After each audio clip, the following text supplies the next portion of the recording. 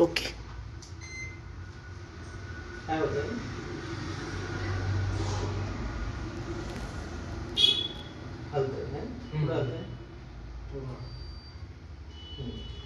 हे बघा मित्रांनो, ज्या लोकांना वेंगस, ही वेंगसची जी नर्व आहे ही इथे कुठे इथे, ही वेंगसची एक जी नर्व आहे, ही नर्व जर तुम्ही मोकळी केली किंवा पेशंट जर कधी या इथून या वेंगस नर्व्सला जर तुम्ही ट्रीट केलं तर बऱ्यापैकी तुमच्या शरीरामधल्या पोटातले दुखणे म्हणजे पोटातली पचनक्रिया ही क्लिअर होते आणि वेंगस नर्व जवळ घ्या कॅमेरा.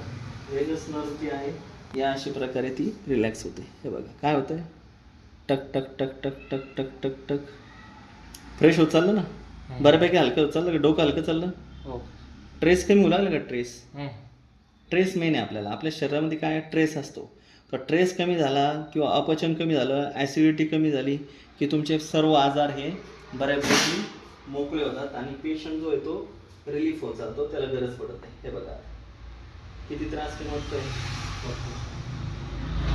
हात मोकळा मोकळा होतोय.